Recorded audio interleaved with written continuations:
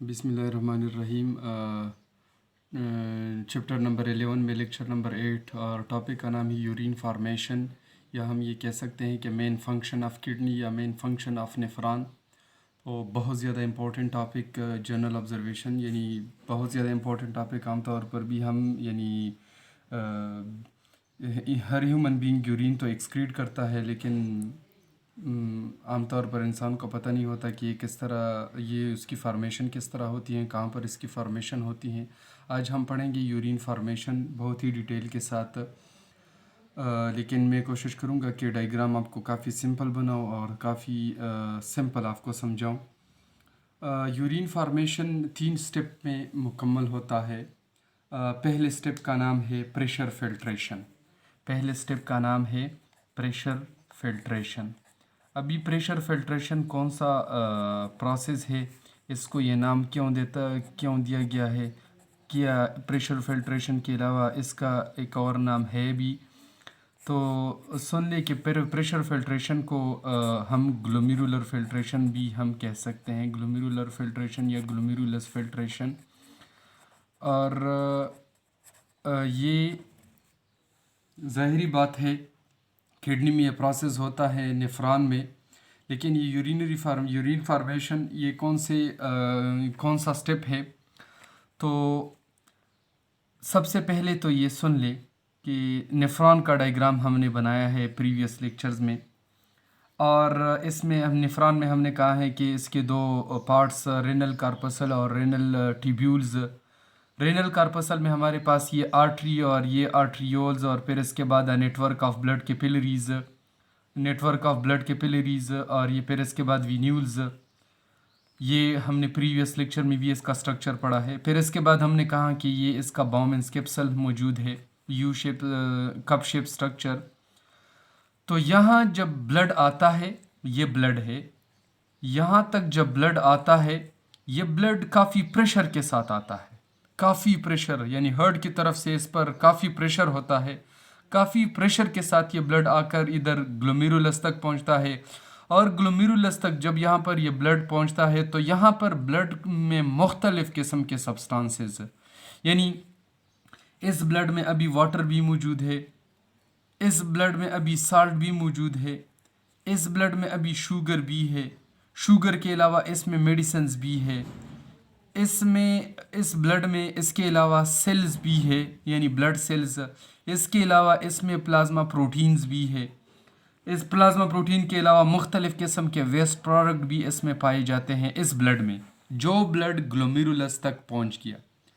अभी यहाँ ग्लोमेरुलस तक ब्लड पहुंच गया काफ़ी प्रेशर के साथ, लेकिन इसका प्रेशर इतना तेज़ होता है कि यहाँ से यही मटेरियल डिफ्यूज़ हो जाते हैं into the Bowman's capsule. Bowman's capsule तक ये मटेरियल्स आते हैं, लेकिन सारे नहीं, बाज़ मटेरियल्स आ जाते हैं और बाज़ मटेरियल स्टॉप हो जाते हैं। जिस तरह वाटर यहाँ पर मौजूद थे ग्लोमेरुलस में, यही वाटर इधर डिफ्यूज़ हो जाते हैं। इसके अलावा साल्ट इधर थे, यही साल्ट इधर, वाटर इधर डिफ्यूज़ हो जाता है, साल्ट, इसके अलावा शुगर, इसके अलावा कुछ मेडिसिन्स, ये भी डिफ्यूज़। और फिर इसके बाद ये प्रोटीन्स और ये सेल्स और प्लाज्मा प्रोटीन्स। अच्छा, यहाँ पर वेस्ट भी डिफ्यूज़ हो जाते हैं, वेस्ट। लेकिन यहाँ पर 2 चीज़ें डिफ्यूज़ नहीं हो सकते, एक ब्लड सेल्स और एक plasma proteins, due to their size, क्योंकि यहाँ पर जो पोर्स होते हैं ये बहुत ज़्यादा छोटे होते हैं और सेल्स और प्रोटीन का साइज़ बड़ा होता है, लिहाजा ये सेल्स और प्रोटीन इधर बाउमेंस कैप्सूल तक डिफ्यूज़न नहीं हो सकते। तो ये यूरिन फार्मेशन का पहला स्टेप, और पहले स्टेप को हमने नाम दिया प्रेशर फिल्ट्रेशन या ग्लोमेरुलर फिल्ट्रेशन भी हम इसको कहते हैं। और हमने पढ़ा कि वो प्रोसेस है जिसमें मुख्तलिफ मटीरियल ग्लोमेरुलस से डिफ्यूज़ हो जाते हैं इनटू बाउमेंस कैप्सूल। कौन कौन सी चीज़ें डिफ्यूज़ होते हैं, वाटर, साल्ट, शुगर, मेडिसिन्स, यानी ड्रग्स वगैरह, और इसके साथ वेस्ट प्रोडक्ट। लेकिन सेल्स और प्रोटीन्स ये 2 डिफ्यूज़ नहीं हो सकते। ब्लड जब दोबारा सर्कुलेट कर जाता है तो यही 2 मटेरियल दोबारा ब्लड में सर्कुलेट कर जाते हैं। ये यूरिन फार्मेशन का पहला स्टेप था, जिसका नाम है प्रेशर फिल्ट्रेशन या ग्लोमेरुलर फिल्ट्रेशन, और इस प्रेशर की वजह से उसको नाम भी दिया गया है प्रेशर फिल्ट्रेशन और glomerular glomerular filtration. Glomerular filtration इसलिए क्योंकि ये ग्लोमेरुलस में होता है, और ये प्रेशर फिल्ट्रेशन इसलिए क्योंकि ये बहुत ज़्यादा प्रेशर के साथ ये फिल्ट्रेशन होता है, इसलिए हम इसको प्रेशर फिल्ट्रेशन का नाम भी देते हैं। अभी यहाँ पर दूसरा स्टेप है प्रेशर फिल्ट्रेशन के बाद, और दूसरे स्टेप को हम नाम देते हैं री एब्जॉर्प्शन। री एब्जॉर्प्शन नाम देते हैं उसको हम। इसको री एब्जॉर्प्शन क्यों कहते हैं? यहाँ पर मुख्तलिफ मटीरियल, यानी जैसा कि मैंने आपसे कहा, यहाँ तक हमने डायग्राम बनाया, ये रेनल कैप्सल, फिर इसके बाद रेनल ट्यूब्यूल शुरू हो जाते हैं। रेनल ट्यूब्यूल, ये फॉर एग्जांपल ये हमारे पास प्रॉक्सिमल कन्वोल्यूटेड ट्यूब्यूल सबसे पहले, यानी ये तो वो हो गया ग्लोमेरुलस, और ये इसके इर्द गिर्द बाउमेंस कैप्सल ऊपर डायग्राम में हमने बनाया है। इसके बाद अभी री एब्जॉर्प्शन, तो यहाँ पर नेफ्रॉन का जो हिस्सा है ये है प्रॉक्सिमल कन्वोल्यूटेड ट्यूब्यूल।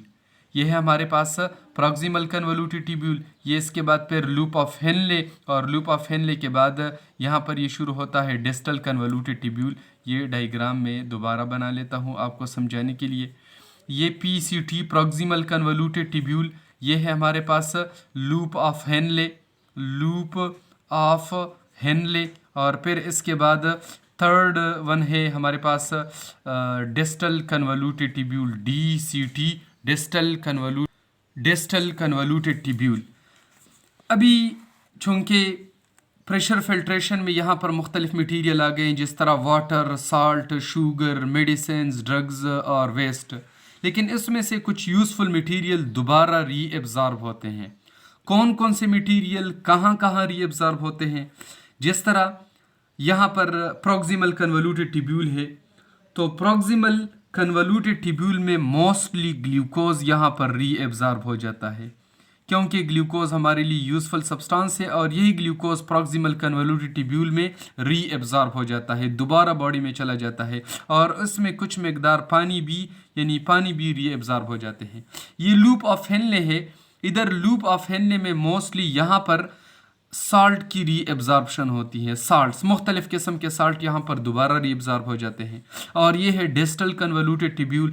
तो डिस्टल कन्वोल्यूटेड ट्यूब्यूल में मोस्टली यहाँ पर वाटर की री एब्जॉर्प्शन होती है। याद रखें, वाटर की री एब्जॉर्प्शन प्रॉक्सिमल कन्वोल्यूटेड ट्यूब्यूल में भी, लेकिन कम। यहाँ पर ग्लूकोज का मकदार ज़्यादा, यानी ज़्यादा मकदार में ग्लूकोज ये री एब्जॉर्ब होते हैं। यहाँ पर साल्ट री एब्जॉर्ब होते हैं लूप ऑफ हेनले में, और डिस्टल कन्वोल्यूटेड ट्यूब्यूल में यहाँ पर वाटर री एब्जॉर्ब होते हैं। ये तीनों हमारे लिए यूज़फुल मटीरियल, और ये अगर हमारी बॉडी में कम हो और इसकी फिल्ट्रेशन इधर हुई हो, तो यही यूज़फुल मटीरियल दोबारा, यानी इसके इर्द गिर्द ब्लड कैपिलरीज होते हैं, ब्लड कैपिलरीज में दोबारा ये डिफ्यूज़ होकर हमारी बॉडी में सर्कुलेट कर जाते हैं। ये यूरिन फॉर्मेशन का दूसरा स्टेप था। अभी इसके बाद इसका तीसरा स्टेप, यानी ट्यूबुलर सिक्रीशन, ये मैं इधर आपको समझाने की कोशिश करता हूँ। ये है हमारे पास तीसरा स्टेप, जिसको हम नाम देते हैं ट्यूबुलर सिक्रीशन, जिसको हम नाम देते हैं ट्यूबुलर सिक्रीशन। ये तीसरा स्टेप यूरिन फॉर्मेशन का। इस स्टेप में क्या होता है, यहाँ तक ये प्रॉक्सिमल कन्वोल्यूटेड ट्यूब्यूल, ये यानी यहाँ इधर मैं दोबारा ये डायग्राम बनाऊंगा बार बार आपको समझाने के लिए। ये हमारे पास ग्लोमेरुलस, यानी नेटवर्क ऑफ कैपिलरीज, ये इसके इर्द गिर्द बाउमेंस कैप्सल, फिर इसके बाद ये प्रॉक्सिमल कन्वोल्यूटेड ट्यूब्यूल, ये लूप ऑफ हेनले, फिर इसके बाद ये डिस्टल कन्वोल्यूटेड ट्यूब्यूल। तो यहाँ पर एक नेफ्रॉन है, इसका ये DCT आ गया, डिस्टल कन्वोल्यूटेड ट्यूब्यूल आ गया। जब डिस्टल कन्वोल्यूटेड ट्यूब्यूल इसका आ जाता है, तो इस डिस्टल कन्वोल्यूटेड ट्यूब्यूल के बाद यहाँ पर ट्यूबुलर सिक्रीशन होता है। ट्यूबुलर सिक्रीशन का मतलब ये कि यहाँ पर कुछ मटेरियल्स तो अभी है पहले से, यानी इधर से आ रहे हैं, और इसमें से क्या है, इसमें से वाटर भी है, इसमें से कुछ वाटर भी है। वाटर के अलावा यहाँ पर ड्रग्स वगैरह, मेडिसिन वगैरह, इसके अलावा यहाँ पर कुछ वेस्ट मटेरियल पहले से मौजूद। लेकिन यहाँ पर डिस्टल कन्वोल्यूटेड तक जब ये पहुँच जाता है, तो यहाँ पर अगर इसके इर्द गिर्द, मैंने आपको पहले भी कहा, हर नेफ्रॉन के इर्द गिर्द, हर पार्ट के इर्द गिर्द ब्लड कैपिलरीज होते हैं। इस ब्लड कैपिलरीज में अगर साल्ट हो, तो वो साल्ट भी इधर इसके साथ, यानी डिफ्यूज़ हो जाते हैं into the distal convoluted tubule या लास्ट पार्ट ऑफ नेफ्रॉन। फिर इसके बाद अगर कुछ हाइड्रोजन आइंस हो, हाइड्रोजन आइंस, और फिर इसके अलावा हाइड्रोजन आइंस, फिर इसके अलावा अगर कुछ यूरिया हो तो ये चीज़ें भी इधर सेक्रीट कर जाते हैं। यानी यहाँ पर पहले से वाटर भी है, ड्रग्स भी है, वेस्ट मटेरियल भी है, लेकिन फिर भी अगर इन ब्लड कैपिलरीज में अगर साल्ट हो, हाइड्रोजन आइंस और यूरिया, तो ये तीनों चीज़ें भी इधर से इधर तक डिफ्यूज़ हो जाते हैं। तो यहाँ पर अभी वाटर भी है हमारे पास, ये दोनों ये सब अभी कंबाइन हो जाते हैं, ये कंबाइन हो गए। यानी पहले से आ रहे थे वाटर, ड्रग्स और वेस्ट, और यहाँ पर साल्ट भी आ गए, हाइड्रोजन आइंस भी, यूरिया भी, ये ब्लड कैपिलरी से डिफ्यूज़ हो गया इनटू द नेफ्रॉन। तो यहाँ पर जब ये सारी चीज़ें आपस में कंबाइन हो जाते हैं तो अभी ये बनते हैं यूरिन। यूरिन हमारे पास तैयार, यूरिन पेशाब।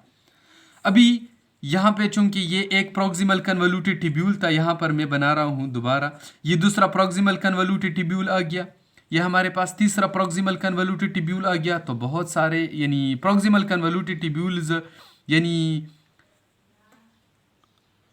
सॉरी, ये एक डिस्टल कन्वोल्यूटेड ट्यूब्यूल, ये दूसरा डिस्टल कन्वोल्यूटेड ट्यूब्यूल और ये तीसरा। तो जब ये तीनों डिस्टल कन्वोल्यूटेड ट्यूब्यूल आपस में कंबाइन हो जाते हैं, इसको मैं नाम देता हूँ DCT, डिस्टल कन्वोल्यूटेड ट्यूब्यूल आपस में कंबाइन हो गए, और डिस्टल कन्वोल्यूटेड ट्यूब्यूल कंबाइन हो गए तो ये क्या बना लेता है, ये बना लेता है कलेक्टिंग डक्ट। तो जब ये एक हमारे पास एक कलेक्टिंग डक्ट, और इस तरह एक कलेक्टिंग डक्ट यहाँ पर, एक कलेक्टिंग डक्ट यहाँ पर इस साइड से आ जाता है, एक कलेक्टिंग डक्ट यहाँ पर इस साइड से आ जाता है। तो बहुत सारे कलेक्टिंग डक्ट जब आपस में कंबाइन हो जाते हैं तो इससे बनता है रेनल पेल्विस, इससे बनता है रेनल पेल्विस, और फिर renal pelvis opens into the ureter, ये ओपन हो जाता है यूरेटर में। और यूरेटर मैंने आपको पहले कहा, इसको एक और डायग्राम में बना रहा हूँ ताकि ये सब कुछ आपको बिल्कुल क्लियर हो। ये हमारे पास किडनी का एक रफ सा डायग्राम, ये किडनी का रफ सा डायग्राम। तो यहाँ पर बहुत सारे जो डिस्टल कन्वोल्यूटेड ट्यूब्यूल कंबाइन हो गए, फिर डिस्टल कन्वोल्यूटेड ट्यूब्यूल से यहाँ पर कलेक्टिंग डक्ट्स, और फिर रेनल पेल्विस, और रेनल पेल्विस ओपन हो गया इनटू यूरेटर। ये अभी वही यूरेटर है, यूरेटर। और यहाँ पर एक किडनी इस साइड पर भी, तो इस साइड पर भी यूरेटर, ये इस साइड से भी यूरेटर राइज हो गया। दोनों यूरेटर यहाँ पर नीचे जाके ओपन हो जाते हैं into a sac like structure, जिसको हम नाम देते हैं, काफ़ी दफ़ा ये मैंने नाम लिख के हैं, बार बार मैं नहीं लिख सकता। ये हमारे पास यूरिनरी ब्लैडर, यूरिनरी ब्लैडर, और यहाँ पर यूरिनरी ब्लैडर तक यूरिन आ जाते हैं with the help of ureter. Ureter के ज़रिए यूरिनरी ब्लैडर तक यूरिन आ जाते हैं। यहाँ पर यूरिनरी ब्लैडर में हम कुछ देर तक यूरिन को स्टोर कर सकते हैं, और यहाँ पर तकरीबन 300 ml से लेकर 400 ml तक यूरिन हम स्टोर कर सकते हैं फॉर सम टाइम्स। पहले भी मैंने आपको कहा फॉर सम टाइम का मतलब 5 मिनट, 6 मिनट, 10 मिनट, 7 मिनट, घंटा, 2 घंटे, 3 घंटे तक हम इसको स्टोर कर सकते हैं। फिर इन यूरिन को, पेशाब को हम बाहर निकालते हैं with the help of urethra, और यूरेथ्रा मेल में भी होता है, फीमेल में भी होता है। इसको हम बाहर निकाल लेते हैं, यानी यूरिन को with the help of urethra. अभी बड़े यूरिन को स्टोर कर सकते हैं, और छोटे बच्चे अक्सर यूरिन को स्टोर नहीं कर सकते। अक्सर वो यूरिन, इसको पता भी नहीं होता वो यूरिन यानी पेशाब करते हैं। वो वजह ये है कि इसका यहाँ पर स्पेंक्टर होता है, और चूंकि वो छोटे बच्चे होते हैं तो उसका स्पेंक्टर काफ़ी डेवलप नहीं होता, इसलिए वो अपनी यूरिन को स्टॉप नहीं कर सकते। तो जब स्टॉप नहीं कर सकते, डायरेक्टली उससे यूरिन बार बार यानी एक्सक्रीट होते हैं। तो ये था यूरिन फार्मेशन का प्रोसेस। 3 स्टेप प्रेशर फिल्ट्रेशन, जिसमें फिल्ट्रेशन होती है, लेकिन साल्ट सेल्स और प्रोटीन्स ये फिल्टर नहीं हो सकते। फिर इसके बाद रीएब्जॉर्प्शन, जिसमें 3 चीज़ें मेनली, एक इसमें वाटर के अलावा इसमें साल्ट, और साल्ट के अलावा इसमें ग्लूकोज, ये दोबारा रीएब्जॉर्ब हो जाते हैं। मुख्तलिफ कंपोनेंट मुख्तलिफ पार्ट में मैंने एक्सप्लेन किया। फिर इसके बाद थर्ड वन था ट्यूबुलर सिक्रीशन। यहाँ पहले से इस नेफ्रॉन में वाटर, ड्रग्स और वेस्ट वगैरह तो वैसे भी आ जाते हैं। यहाँ पर साल्ट यहाँ पर हाइड्रोजन आयंस और यूरिया ये भी कैपिलरी से इधर डिफ्यूज़ हो जाते हैं और बन जाता है हमारे पास यूरिन। और ये कलेक्टिंग यानी एक नेफ्रॉन का डिस्टल कन्वोल्यूटेड ट्यूब्यूल दूसरे तीसरे बहुत सारे नेफ्रॉन के डिस्टल कन्वोल्यूटेड ट्यूब्यूल कंबाइन होकर कलेक्टिंग डक्ट्स और कलेक्टिंग डक्ट्स पर कंबाइन होकर रेनल पेल्विस और रेनल पेल्विस पर ओपन हो जाता है इनटू यूरेटर। और यही वो यूरेटर जो किडनी के हाइलेस रीजन से एराइज हो जाता है और ये पहुंचता है इनटू द यूरिनरी ब्लैडर। और यूरिनरी ब्लैडर में हम यूरिन को स्टोर करते हैं फॉर सम टाइम्स और फिर इसको यूरेथ्रा के ज़रिए हम एक्सपेल आउट करते हैं। तो ये मोस्ट इंपॉर्टेंट टॉपिक इस चैप्टर का, काफ़ी अहम और इंटरेस्टिंग टॉपिक, इसको अच्छी तरह देखकर अच्छी तरह याद करना होगा क्योंकि ये एग्ज़ाम का हिस्सा भी हो सकता है। और इसके अलावा भी ये सिर्फ एग्ज़ाम के लिए नहीं, ये तो बहुत ज़्यादा इंपॉर्टेंट टॉपिक है, तो होना चाहिए कि सबको ये अच्छी तरह याद और क्लियर हो।